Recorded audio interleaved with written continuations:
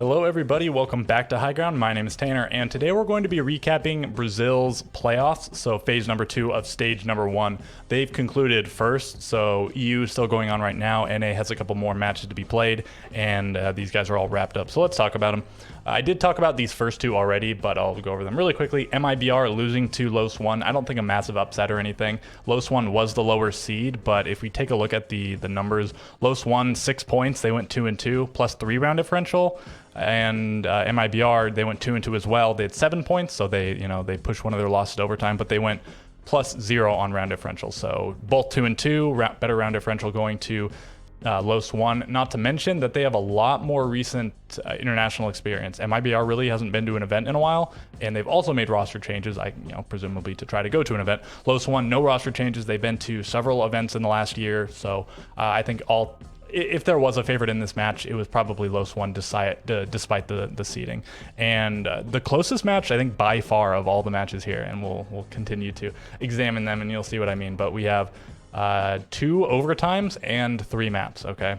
FaZe Clan taking down Black Dragons, not a big surprise. I wouldn't have been absolutely shocked if Black Dragons won this, but I think a little bit of a surprise. FaZe Clan, I think there were some questions about them. They made several roster changes, 1 going into SI and then 2 more coming into the stage. They brought in Handy, Vidaking, and KDS making his return. They dropped Astro, Cameraman, and Bullet, all 3 pretty long-standing members of the roster, and with Astro and Cameraman, perhaps being the 2 names that you think of first when you hear FaZe.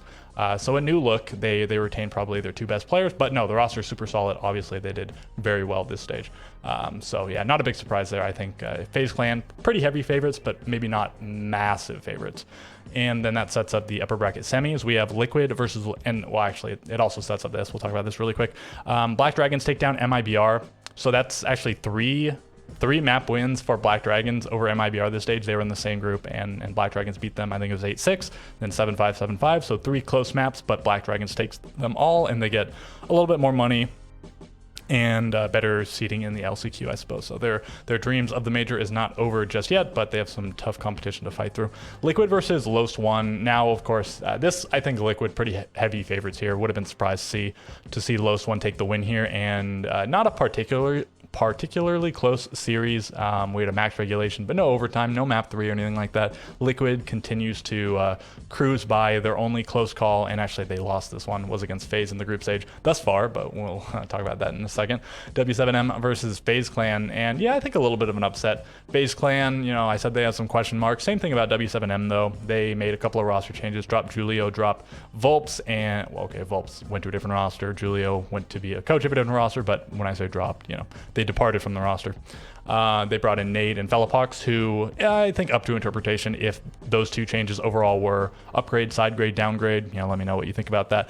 I'd probably say maybe an upgrade overall. Certainly you're upgrading over Julio as a player. His impact as a leader is to be determined, but you're probably downgrading from Volps regardless of the player you get. He's just one of the best players in the world at the moment, especially with what he's been doing on Liquid since he switched over. And we do see 3 maps here, but no max regulation, no overtime. So FaZe win, 2-1 decisively on the 2 maps that they did win. So a little bit of a surprise there. But again, I don't think anybody's really clutching their pearls at that one. Los One versus W7M. Another surprise would have come if Los One got the win here. W7M cleanly 2-0, only 7 round wins for Los One. So they are going to the LCQ as well. W7M goes to the first phase of the major. And then Liquid versus FaZe Clan, not playing for any major implications. They are both going to phase 2, but they're playing for like $12,000 and 20 SI points, I think.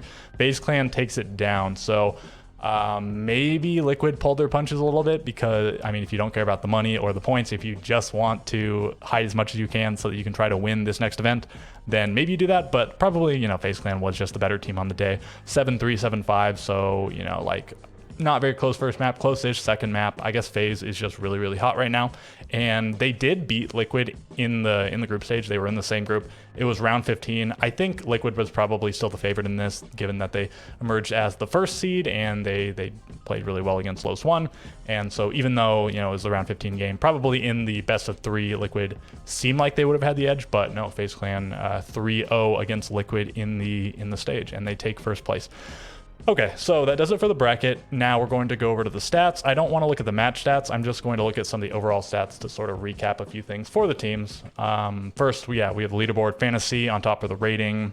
And do keep in mind, some of these teams played a lot more maps than other teams. I think some teams played up to 11 maps, and the teams that got eliminated in the groups only played 4 maps. So Fantasy, one of the players that only played 4. Cyber did play like 11. So the king of killing, again, given more opportunity to do so, but very positive on KD and entry KD. Nade on top of the cost, Lukid, the biggest clutcher, and Dots, the plant man.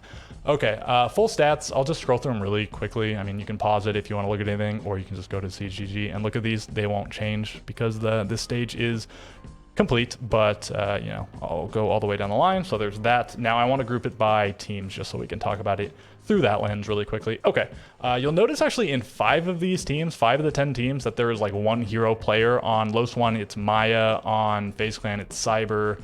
On LFO, it's Fantasy. On Tropic House, it's Neskin. And on Magic Squad, it's Hornetau.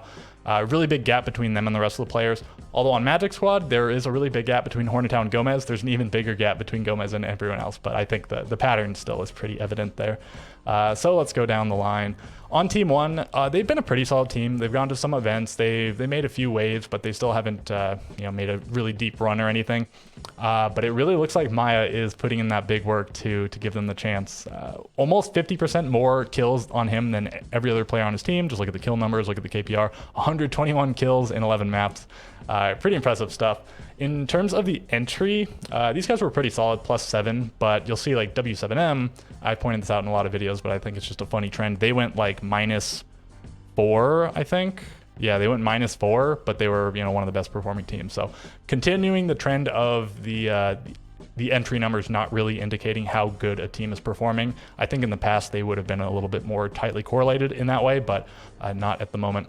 Anyways, yeah, Team 1 had a really impressive player in Maya. They had the biggest planter in Dots, but you do feel like you would have liked to have seen a bit more out of the non-Maya players in order for Los One to make a more impressive run in the playoffs. On W7M, yeah, KZ, JV, and Nade all doing really well. Fellapox and even Herd's not doing too bad by most accounts as well. KZ, he was like 4th or 5th rated player coming into the playoffs on his team, and he came all the way to the top. He definitely wasn't number 1. I think he was one of the lower rated players. Taking the top spot from JV and just showing how good KZ is. Even if he's having a little bit of a slump, he can bounce back so quickly. Definitely one of the top 5 players in Brazil. Perhaps probably one of the top 5 players in the world too.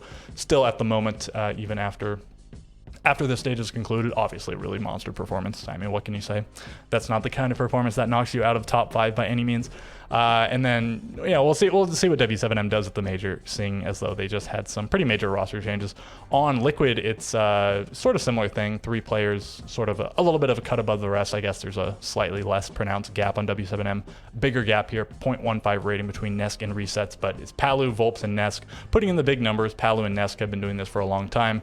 Volps coming onto the roster, being very impressive, but at the end passed up by Palu. Same thing as KZ, where you can't keep this guy down for long. He is going to just put up monster stats, even if in the very recent short term he wasn't doing so. So yeah, ends with the 2.0 KD on entry. Volps with 35 entries, which is, I don't know, like 40% of his team's entries or something like that. A really, really high number. I think brought down a little bit from what it was after the group stage, but still monster performance. 20 and 15 going +5. Could be a little bit better, but still, just being that consistent over that many entry engagements is solid. Switch from a Dokkaebi main to a Lion main. Lagona is struggling a little bit on the frags, but he can count on the rest of his teams to do it. He's got a decent number of plants. On FaZe, Cyber, maybe not as much of a hero as compared to the rest of his team as the likes of Maya or Fantasy, but still a pretty big gap, but obviously a little bit more backup for him than those other players. Everybody going positive on the team except for Handy, who actually has quite a few entry engagements. Cyber and KDS sort of the main front line, but Handy getting in there as well. 2 hard support mains on the team, neither of them being Souls, who traditionally was that hard support player, who used to put up non-hard support numbers, like really impressive numbers playing the roles he played, but not anything spectacular here. Still going positive, but taking off the hard breach operators, compared to what he used to do, but still playing some Thatcher and whatnot. MIBR, yeah, pretty tightly clustered, all within 0.1, and Black Dragons even more so, all within 0.06. So good on all of these guys for playing about at the same caliber as their teammates. The hard breach player for Black Dragons is the bottom rated, makes sense. Still 8 plants, though, good on him. And the main planter, actually the top rated player for MIBR in Falls with 6 plants. MIBR has been doing this for a long time where they all had pretty similar ratings. Black Dragons maybe not as much so, but maybe this trend will continue. NIP, Psycho, better than Pino, better than Wizard, better than Cons, better than Muzi. I was going to point out a gap, but then I noticed there's actually not that big of a gap anywhere. Muzi really struggling. Maybe give him a few more maps and he bounces back. His entry is good, but going -11 on Yana Oryx is really brutal. So Ninjas of Pajamas, they got to change up their playstyle, or they got to change up some of their players because they've been kind of bad for quite a while now.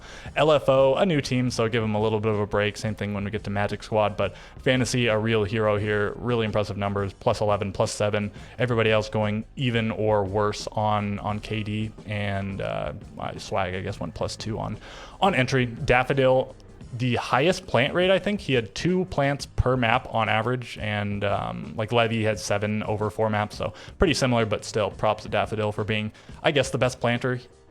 Dots had 14 over the course of like 11 maps or something, so again, more plants, but a lot more maps played.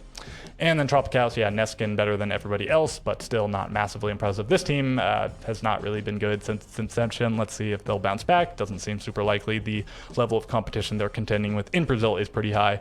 And then finally, Magic Squad. Hornetau was an absolute lord in 3 of his games, but he got kind of put down pretty hard in one of them, bringing his stats down to earth a little bit. Gomez did okay, and then everybody else struggling pretty hard. GDN and Hates on the same rating, but GDN hard support planter, Hate is playing Yana Oryx, so pretty brutal for him, going more than double negative on entry. GDN almost going double negative on kills. So yeah, pretty clear cut. Some of the teams were much worse than the other teams. Mostly Magic Squad, Tropicals, and I guess LFO was actually pretty close. I think these were like probably just the 2 worst teams, and then Ninja Pajamas was pretty bad as well. And then the 6 teams that made the playoffs are. There's definitely some noticeable gaps there, but they can all sort of hang with each other, right? But anyways, that's going to do it for this video. So like, comment, subscribe. That would be very much appreciated. Let me know what you want to see in the future. I guess I still have to do some NA and some EU coverage before things wrap up. And and some qualifiers. There's still a lot of stuff to talk about before we have the little bit of a gap going into the major. But okay, that's going to do it for me. I will catch you guys in the next one.